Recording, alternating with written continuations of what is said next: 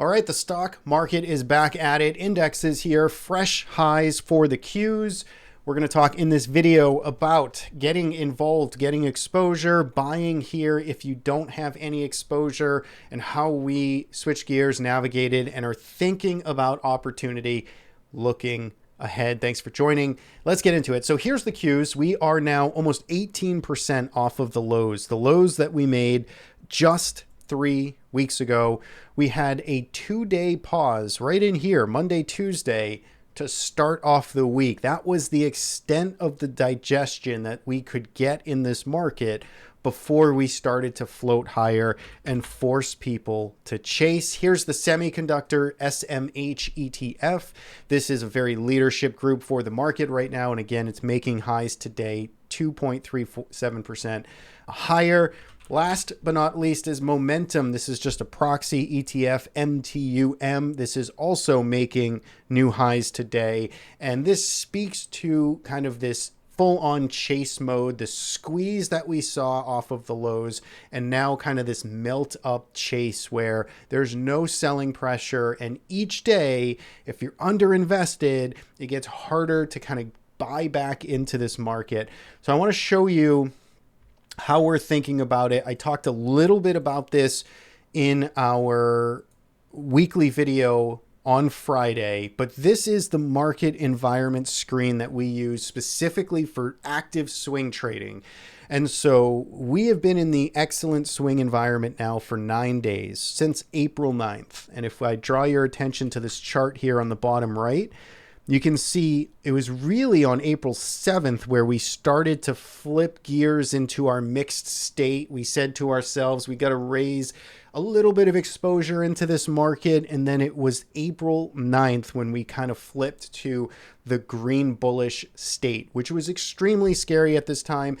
I did not trade this perfectly by any means. I was slow to get exposure up, right? I am still making mistakes as a trader that has been doing this for 15, 20 years. So I was not perfect. I was slower to get in, but I did follow the rules of getting into the market, a week or two ago.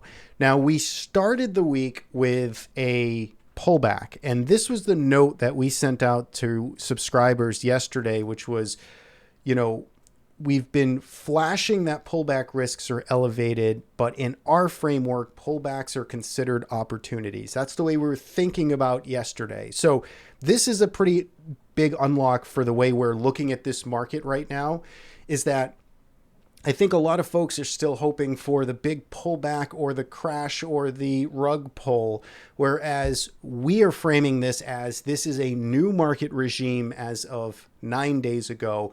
We want to be getting position long, and we want to be looking at pullbacks as opportunities. Now that could change. We could be dead wrong, right? Eventually that will flip and we will want to raise heavy cash. But the regime that we have right now is telling us we need to be involved in this market, and we can do it smartly. I want to show you a few different individual stocks on my watch list right now. So Cipher is the first one. I'm going to collapse this down. Cipher is a name that we got involved in 8 days ago. I'm going to bring up TC2000 on Cipher because this is the weekly chart.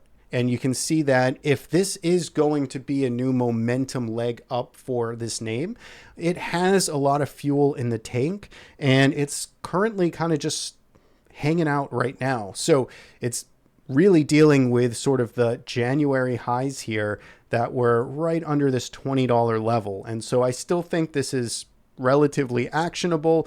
We have not hit any targets. You can see that was our entry. That's our exit. I think that's an interesting name. Now, Coreweave, I flagged. I meant to do this video earlier when it wasn't up as much. It is starting to move out of this little pivot here. Let's bring back this chart. And so I think Coreweave, the way you can approach this is this is a continuation pattern, and this is the trade structure that you're looking for now to hold. And so if you are buying today on kind of a day one breakout of this continuation pattern, then you are probably looking at a stop, somewhere in this zone here, very likely. And I think you could play the momentum, but still have your exit door risk managed approach to get out of this market if it decides to roll over. These are all techniques to sort of edge yourself into this market versus just staying sidelined and kind of hoping or praying for some bigger correction. Ollo, I think, is interesting as well. I kind of joked on social not too long ago about this stock being kind of dead and you know, not around. It's around again. Take a look at the volume that came in over the past few weeks. We have a position in it again. And you can see we own it at this price for the most part, 67.61. And so this is a trade that we are very kind of, you know, in the moment in right now. And the way we're looking at this is if this is going to be a true bottom and a breakout, then, you know, the reward to risk is definitely skewed right now to get a bigger target out of this if the momentum continues relative to where we can put our stop loss. So that's one we like. RRX is another one. You can look at that chart yourself.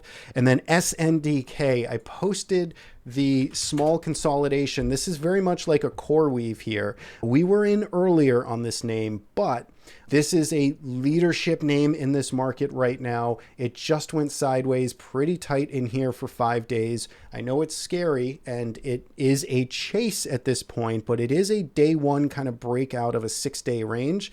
So you can logically put a stop here. You don't have to have a massive position size, but if you're stuck kind of fighting the market right now or very hesitant to have exposure, these are the types of names that I would be paying attention to right now and have reasonable sort of technical structure. And it's not just a full out sort of chase. So those are a few of the names from our watch list. SOXL, this is the 3X semiconductor ETF. We bought it here on this gap up day, which was very uncomfortable. And it is now hitting our second profit target. You can see on the right-hand side today, stop is getting raised up. I can't advocate anyone jump in here and touch semiconductors at this point because it is so stretched in a straight line. And so look through the names that still have reasonable structure in them. Use the, you know, 1 or 2 day, 3 day market environment pullbacks as opportunities to slowly inch yourself into this market if it's something that you aren't fully exposed in. So this is a tricky one. This has not been perfect by any means on my side, despite all of the structure we have here on our tooling. You still have to pull the trigger and follow the framework. And I was absolutely hesitant on this V-shaped recovery to get in as quickly as I should have. And that's why we do these videos, the research, the analysis, the post journaling, is to get better at it each time. So the takeaway here is that no entry at this point is going to be perfect, but instead of fighting with the market, staying sidelined, look for those opportunities in some of the consolidating, you know, rested stocks that could start to trend higher again and turn into continuation patterns, and look for those opportunities. To us, this is still a market that we would use pullbacks to build exposure, not the other way around. And so that's our view. Thanks as always for tuning in. We'll see you back here on the weekend for our full length market episode. Take care.